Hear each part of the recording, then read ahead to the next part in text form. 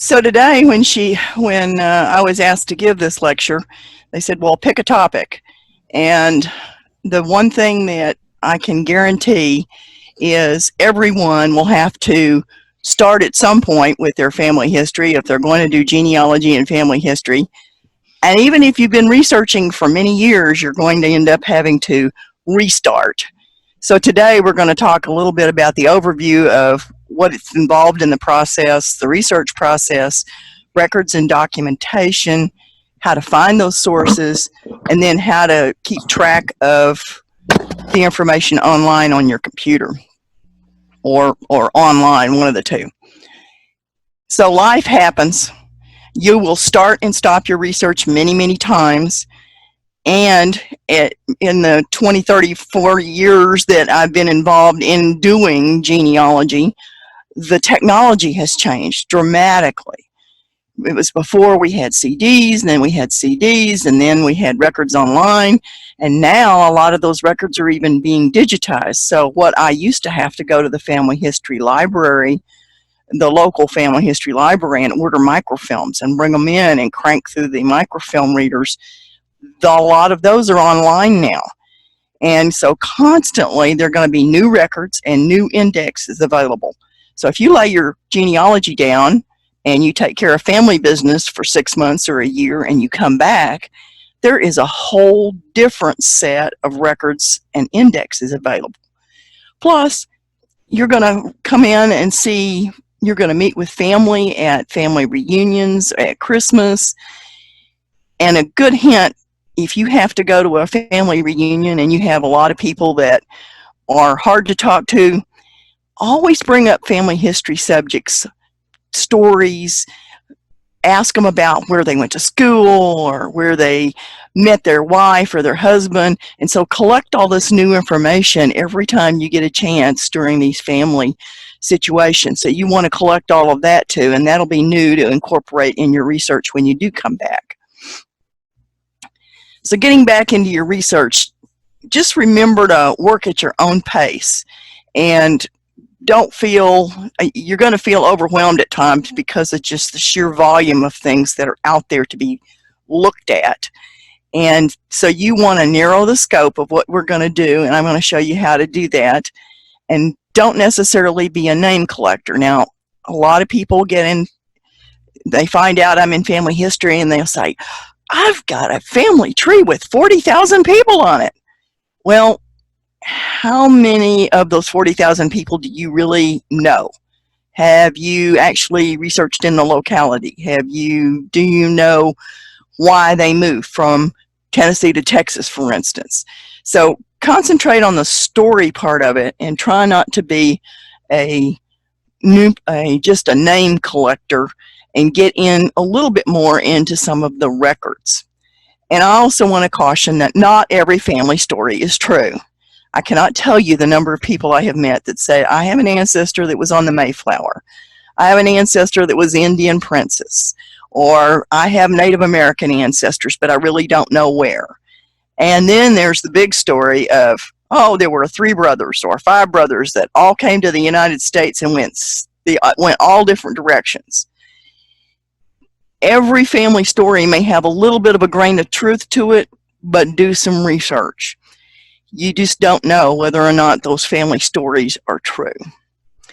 And then online, you're going to find online trees at FamilySearch.org, at Ancestry.com, at MyHeritage, at Find My Past. All of these places have family trees online, but people have just grab records and say, for instance, MyHeritage suggests, oh, you can take these things from this other tree, and people will without even looking at it.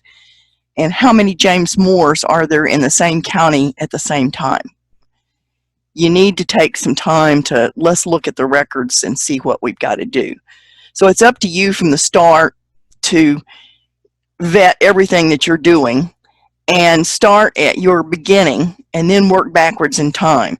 So start with you and your grandparents or your great-grandparents, and then work backwards from there, and make sure those connections are right. And if you've done this before and you're not sure, back up a little bit and come closer to the current day, and then start through the records again. So we're going to talk about principles of genealogy research. Now, if you do a search on the wiki, and a wiki is a website that multiple people can edit, and FamilySearch.org has a tremendous wiki. It has all kinds of information about how to do your genealogy, how to find records, what about the localities. It's a wealth of knowledge there, and there's some really wonderful lectures that are free, and they're outside in that wiki. You can go see Tom Jones give a lecture about how to do your citations, for instance, or some of the other ones like that are just wonderful lectures. So I went out there to find the basic principles of family history research. Several people have put these in 4 steps or 5 steps, but they all come down to about these same steps of research. Identify what you really do know. Decide what you really want to learn. Then select records to do that search, and then obtain and search those records, but then look at the records and evaluate them. Make some analysis of them. I'm a systems analyst at work, and that's what I do, is I take information and I analyze it and decide what to do next with the computer systems or what the user has a problem with. I do the same thing in genealogy. We're going to evaluate those records, and we're going to learn how to use the information, and then design your next steps in your research. And we're going to go over each one of these steps in a little bit more detail. So identify what you know. Either go out and find in that research wiki at Family Search. There are forms out there that you can download, and then there's other things online. And you can gather your family information, record what you have, and evaluate where you're going to go from there. But in recalling your information, trying to put it on the forms, you will find that there's some inconsistencies with the names and the dates and the places. So when we start looking through the sources, we're going to gather information in those low-hanging fruit sources, meaning fairly common. Most people can be found in a census. Most people can be found in common records that are in counties. And you want to organize what you're doing and then restart your research cycle. But first, let's identify what you know. We're going to identify candidate families for further research. If you're building a tree and if you visualize a pedigree chart, people will say, okay, I've got my parents, my grandparents, my great-grandparents, and they just concentrate on the people they descend from. When you get back to around 1850, you don't have as many records to find here in the United States. And so the best way to research is not just look at your ancestor, but look at the whole family. You might be able to find records on the brother or the sister or a nephew of somebody in that family rather than just your ancestor. And you'll be able to kind of get to other records by finding the whole family. And do one family at a time, one research objective at a time. And we're going to look at an outline that I've done here in just a few minutes. Select an easy one to begin with, and if the objective is too big, start narrowing the scope a little bit to try to find something like, where did the marriage occur, or when did it occur, or who was present at the marriage at the same time, and prepare a research log to kind of track where you are going with this research. So then we're going to select the records to research. We're going to identify a category of sources, choose a particular record type and specific records. I'm going to go through and show you how the research wiki at Family Search can help you identify those records to try to figure out where the best ones are. If you just go to Family Search or Ancestry.com and just plug in a name, you might be able to find the right ancestor, but I have ancestors with a surname of Land, If I just do a search on land, it pulls up land records, it pulls up everything else other than my ancestor who has that surname Land. If you have the surname Moore or Smith, you're going to have a lot of people, and you can't narrow the scope about, is this the same person? If I have a John Smith, how many John Smiths are there? There are a lot. So be sure and then write in your research log what records you found and what records you've looked at and haven't found. Because 6 months from now, when you come back to your research again, you pull that research log out and say, well, I didn't find anything in these XYZ records, but go search again. Maybe there's been an index put online since you did it last. So you want to be able to repeat these record searches. Obtaining the records is getting easier and easier, but keep in mind that not all the records are online. But view what you can online, because then you can sit in your pink fuzzy slippers at 2 a.m. in the morning and do your research, and then use your research time where you have to go to a courthouse or you have to go to a locality just for the ones that you can't find online. And then be sure and record your results that you've found. Then we're going to evaluate the evidence. We're going to transfer the information into our tree, and then you're going to organize the new records. Now, sometimes you cannot say for sure that this is the right relationship or the right parent, and then you come on the dilemma, do I put this relationship or this marriage into the family tree even though I don't know for sure, and maybe find a match somewhere to give me some other ideas, or not? Most of the time I'm leaning to not, and I try to document most of my records and then take and then transfer them into the online tree. But not everybody does that, and so you're going to find a lot of misinformation that way. Life happens. I'm going to bring this up several times. You will start and stop your research many times, and new records and indexes will be available. So here's how to plan your approach. I have an ancestor that I have a huge brick wall on, and this is Lewis Kirkpatrick, who lived in eastern Tennessee, and I would love to find out who his wife was. We know he had a wife because he has kids, and we have descendants because I am one of his descendants. But how do I find the wife? So I started with creating a timeline for the person. Now for this lecture, I have shortened this timeline. I have a lot more records than this since I've been researching this man for 30 years.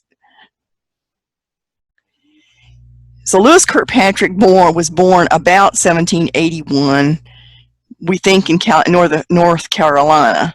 But if you look at it, North Carolina didn't become a state till 1789. In 1803, his father died in Roane County, Tennessee. Now, Roane County, Tennessee, in Kingston, Tennessee, has an old courthouse. They have records that did not burn. They have records back into the 1700s. And that's both a blessing and a curse. I have yet to get through every record that they have. There are court records that you could spend days and weeks just going through the court records. It is a wealth of knowledge, and the historian in that county knows their records, knows the people, so it's worth a trip if you have any ancestors in Roane County to go to Kingston. Lewis appeared on a tax list about age 25 in 1806. We know he had a daughter born around 1814, and then he appeared on a census in 1830. His son was involved in a lawsuit around 1846, and then he appears on a census in Shelby County, Texas. Now, Shelby County, Texas is one of those infamous burn counties. So other than the census and tax lists that are in Austin, there are no other records to be had in Shelby County, Texas. He did appear on a tax list, the old handwriting tax lists, hard to read, but you can still see his name, and to about 1854. So he died somewhere around that time frame. Now, how do I find his wife? If we look back here, we know that he had a daughter around 1814, so he must have gotten married somewhere around there. We know in 1803 he was around 22, so we're probably looking for a marriage around 1800 to 1813, somewhere in there. One of the ways to approach this is look at the parents and look at all the sisters and brothers. Now, I didn't bring the sisters and brothers in here for today's lecture. It just would have cluttered things considerably, but this man, to try to search him, I've had to search all the brothers and sisters and all the parents and the grandparents and descendants and grandkids, trying to learn more and more about this man. His father was married in 1768 in Morristown, New Jersey. He has some records that show up later in Burke County, North Carolina. Now, around 1775 is when the Revolution started, and there are over 296 engagements with the enemy during the Revolutionary War in New Jersey. Likely, seeing where the records are, they left before the Revolution started, but we don't know for sure. These random records, we don't know whether they went down to North Carolina, then came back. Did they stay there? Around 1781 is when he was born, and that's when his father ends up with some records in Wilkes County, North Carolina. 1792, there's some records in Knox County. But that was even before there was a state of Tennessee in 1796. And his dad died in 1803 in Roane County. Now, if you'll notice something, they were in a lot of places before they actually physically existed as a legal entity.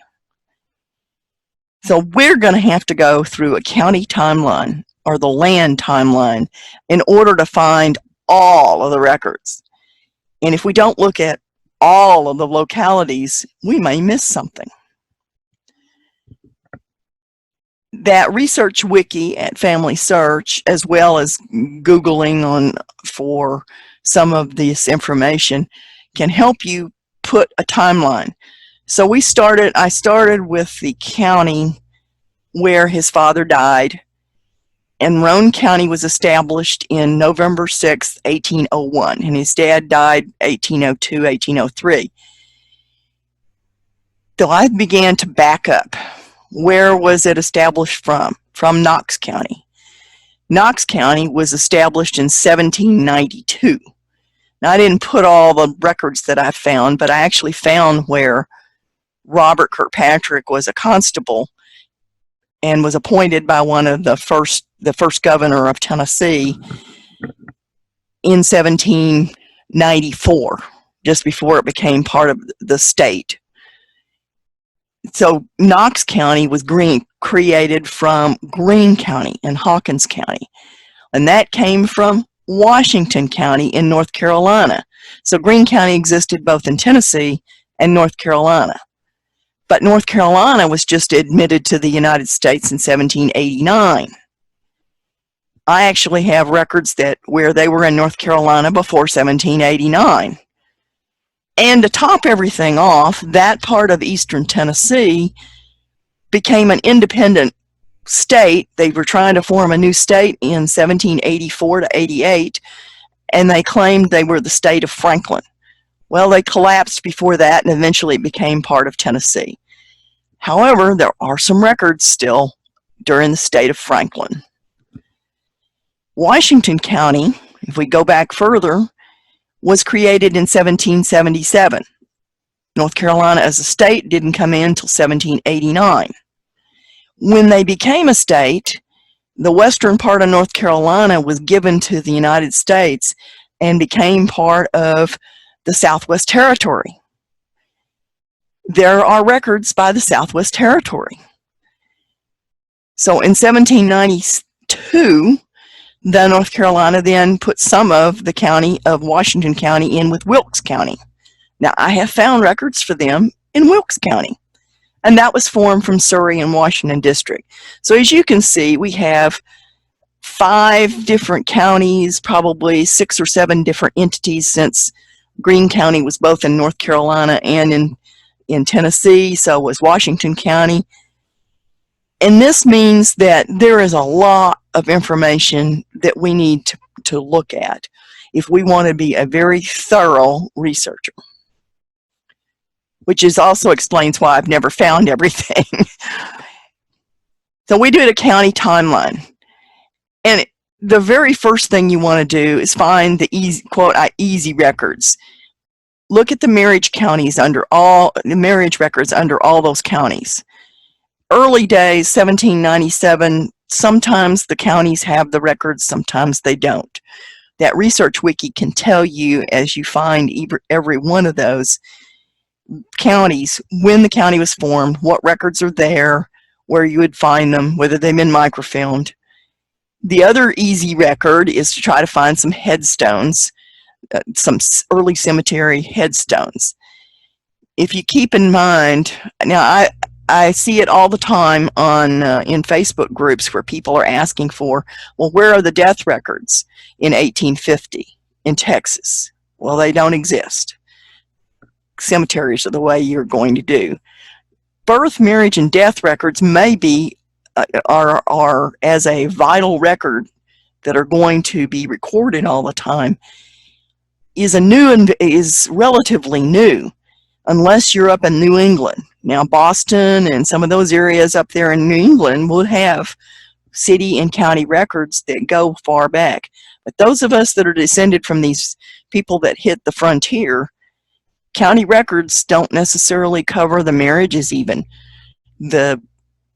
You will luckily find tax records and land records. We all have to pay our taxes, and if you owned land, there was a record of that because of the buying and the selling of the land.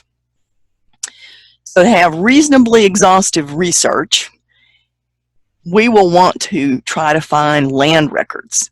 Since I can't find a marriage record on that man, if I can find where he was living from 1781 to 1846 and plot the land and find out who lived near him, and then research all those families, then I might have some chance of finding his wife.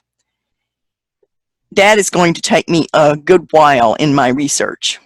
So I'm looking right now in court records for witnesses and bondsmen. And to complicate things, Robert, the father, was a constable. Lewis was also a constable, so his name appears in a lot of records, even though a lot of them are not in the index. So I have to look page by page through court records and scan them to see if I see his name. I'm still hoping, beyond hope, that I will find a record where Lewis was constable and he pulled his wife in maybe to witness one of the transactions, because occasionally there wasn't a man there, and so the constables will pull in their wives as a witness to a particular transaction. I haven't found that yet, but one of these days I might. I did find some other constables in Roane County that did that. So that's where I am in my research, but this is the way to plan something that's a hard research. You might get real lucky and find the more easy records in something you're doing, especially if you're researching around 1850. You probably won't have to go to this length. Now, how do I find which records to research? Stop searching just by a name. Stop searching just indexes. And then go pick a specific record to go search. And that's what we want to log. I looked at the court records, the county court record, the chancery court record. What entity record did I actually look at? And then we can also search by the catalog. Just like we used to have the library catalogs, and you walked into a library and you pulled out the tray with the index cards, there still is a catalog on FamilySearch.org and on Ancestry. So I'm going to show you how to search for just a specific kind of record. Family Search has actually done something that is really neat, and they will help guide you through finding records. So if you will Google FamilySearch.org and guided research, there is this little book with the magnifying glass on it that says guided research, and it's going to help you prioritize some of your searching through online databases. And if you're new to using a wiki, here's how to use the wiki. This prioritized list of resources for birth, marriage, and death records. Keep in mind, obviously, that this is going to try to funnel you toward indexed collections. Use this for a locality that you don't know very well and maybe haven't taken time to do that genealogy of the county like I showed you just there, where we went back through which county was formed when. This guided research will take you through some of that. Not all localities are going to be there. If you had ancestors that were born in the 1700s in Germany, it may not be covered. I didn't look to see about international records. I did see some in here, but not that many. It brings you up to a map, and you can either click this blue line here that says go just to the list of guided research experiences, or use the plus key and keep going further down into the catalog. There is guided research, see, for instance, over here in Italy and England and Scotland. So you can see where the green is. So I brought it down to here and found my state of Tennessee, or by clicking on that line back here where it said the guided research experiences, it takes you to a page that looks like this, where you can just click on the state. Now at this point, it's going to flash up a reminder that you have to be logged in order to see any records. Family Search makes you sign up for their website page. They don't send you anything in the mail unless you say it's okay for them to send you something. But what they use this for is they are able to track which records are accessed, who accessed them, and then it also prevents people from sitting there downloading all the images on, say, one microfilm and turning around and trying to sell it. They are tracking whether or not people use their records responsibly and take care of their copyright. But just get an account so that you can log in so that you can see these records, because I'm going to show you how wonderful they are. So I clicked on marriage, and it tells me you can click on the link to search for your ancestor. Start here. So they have an index of Tennessee marriage collections at Family Search, and so you can click on that. They also, well, if you go down through all of this, down at the bottom it says here's additional online researches, and it'll tell you why records may not exist. So you can go through this prioritized. Now, one thing to caution you on, Family Search does have access to indexes at other places that charge money. You might be able to access the indexes at Find My Past, My Heritage, Ancestry. So they will put a $ on here so that you can see that this is an index that's going to go into a paid site. When you do the additional online resources, it even gets more detailed here. It says, okay, take a look at newspaper announcements, take a look at church records, take a look at obituaries. So here is a Tennessee obituary Family Search collection that you can search by clicking on this. Military records, death records, and this is also a guided research, so there's several different sources in the death records. So this guided research is absolutely wonderful in that it takes you through some of these searches and helps you figure out which collections to search first. When you do put your name in and find something, what you're looking for over here, if it looks like a little notebook, that is information that's been indexed. If you find a little camera, you have hit gold. The little camera says they have digitized this record and that you'll be able to see the original record. And we'll go through that a little bit later and I'll show you some.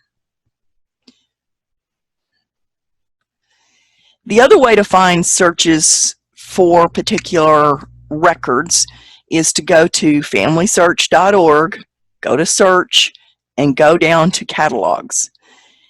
If you go to records, you search records is usually the place most people just dive in. That's only looking at indexed records. By searching the catalog, I can see what other records are there. And you say, well, they're not indexed, how am I going to use them? A lot of the records have an index inside of them on the microfilm. I'll show you what those look like. So I get to the catalog and I start typing. So I wanted to go to Randolph County, North Carolina. And I started typing and it starts bringing up the list of Randolph, Alabama, Randolph, Arkansas. So it gives you even a smaller list as you're typing. And then when I got to Randolph County, it tells me about when it was established, when it was established from Guilford County, how many, are there a lot of court records missing, where the county seats were, it was part of the United States, and then it lists some categories. Now keep in mind that these numbers here that appear behind the categories are just the number of entries.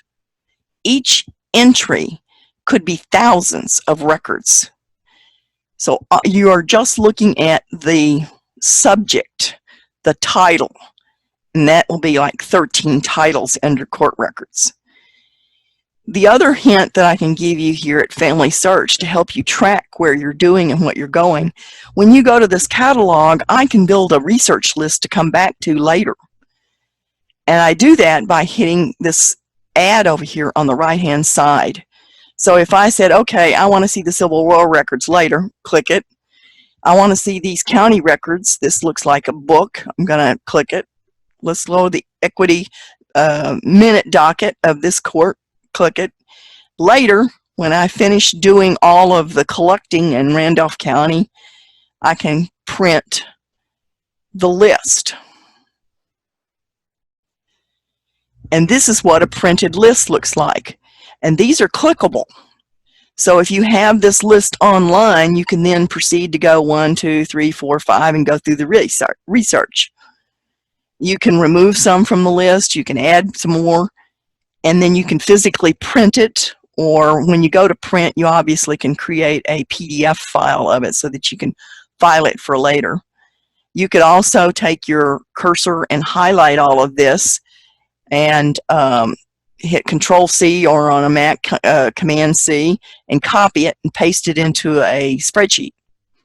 So this helps you track where you've been in the catalog. Here is an entry of the jury list in Randolph County, North Carolina. And notice it says physical, 1 microfilm reel. It was 35mm microfilm reel. If you want to look for it in other places, you can search for it in the catalog at WorldCat. And WorldCat.org is a super library catalog of a lot of libraries.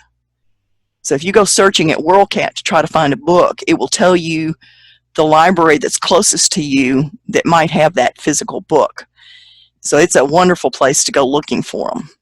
And then the subject matter that it's indexed under. And what I wanted to show you here was that, once again, I found jury lists from 1779 to 1869 in the Family History Library. So I could physically go to Salt Lake City. I could pull this microfilm, and on item number 2, I could go look at it. Well, if I didn't want to go to Salt Lake, here's this wonderful little camera. This has been digitized. If I click on that camera, it looks like this. There's that microfilm number. It's exactly like putting that roll of microfilm on from a family history library, and you can sit there and see all of the panels. But keep in mind, this is also like getting that microfilm. Notice when I looked at it back here, it said item number 2. So it is in the second item on that microfilm. Item number 1 is a registration of voters from 1902 to 1908. This one I discovered, now I don't have anybody in this county in 1902 to 1908, but I sure wish I did, because that has a lot more information to it than I would have liked to. It actually has parents' names listed in that voter registration. So look down the columns to back here in this thumbnails till you find the end of item number 1, like that, and then start with item number 2. So item number 2 was that jury list, was the, now this is the registration. I wanted to show you the example of that. So here is a Benjamin Lassiter, and he's old enough that he could represent himself. Notice what it says, from whom descended, unless a voter himself prior to 1867. M.C. Lamb was the son of Z.N. Lamb. Now this is a voter registration list, and here is parents listed. So you never know what you're going to find on these, so you need to go looking.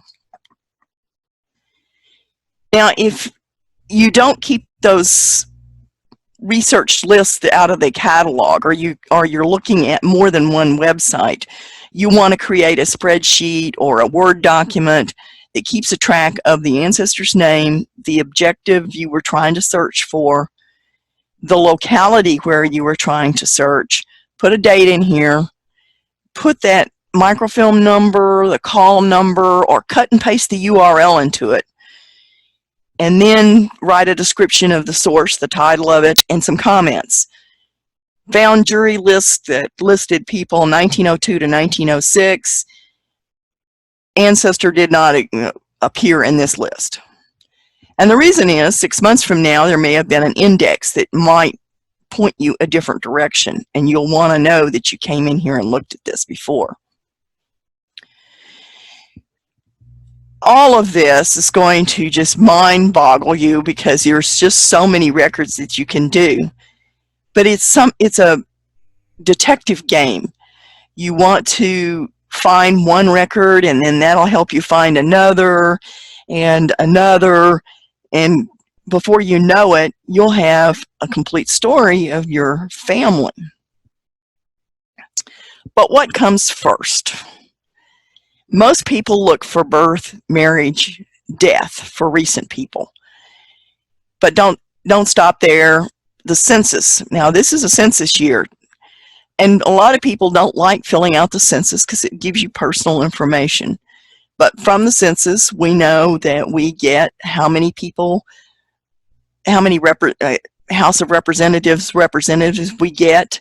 The government uses it to help allocate government dollars for schools and a lot of other things.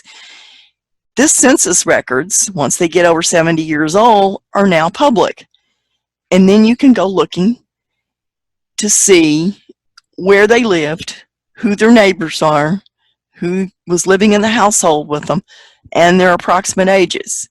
Although keep in mind that whoever gave that information to the census taker may have been the 12-year-old daughter and may not understand the ages quite well. So we keep it with a little bit of a grain of salt, but census records are good to start with. Be sure and check for church records and court records and land records, and see if you can find family Bibles. Your grandparents may have a Bible that has a lot of information in it that you want to go copy the minute you can get a chance to do that. You may find other people researching your same family that have family Bibles that have information.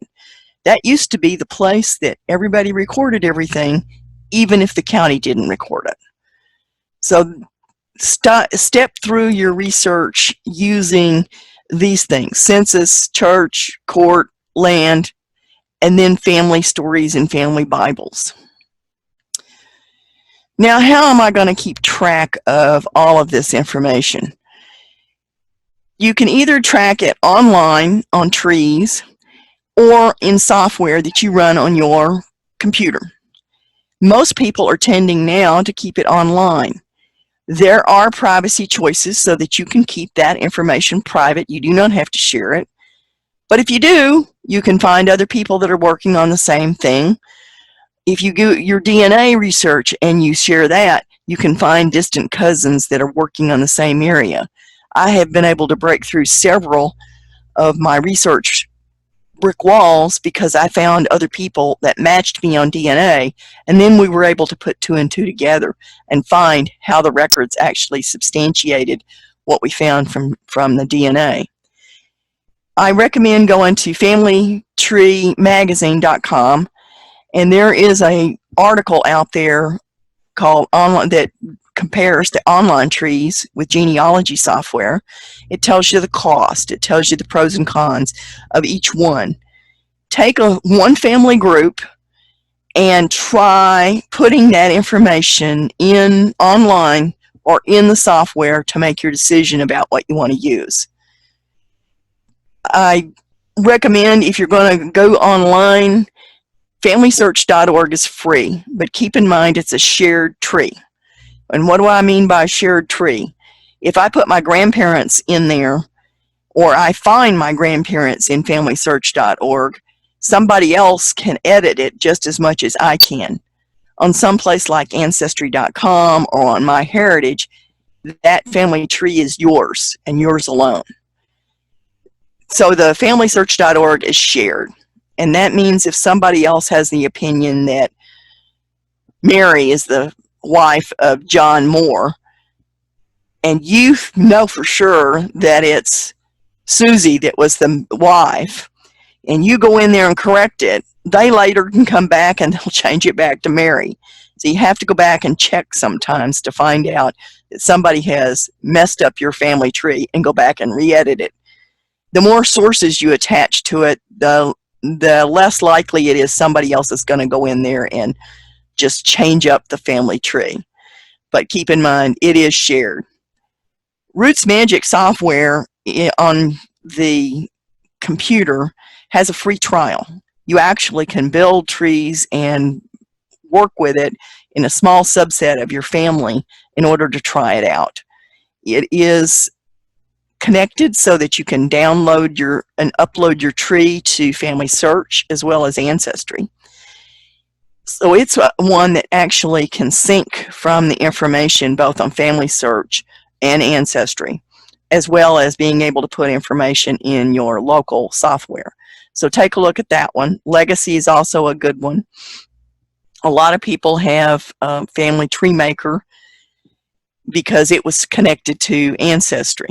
But make a decision for yourself and stick with it. Don't try to keep swapping from one to another, or you're going to end up losing some information somewhere along the way. Life happens.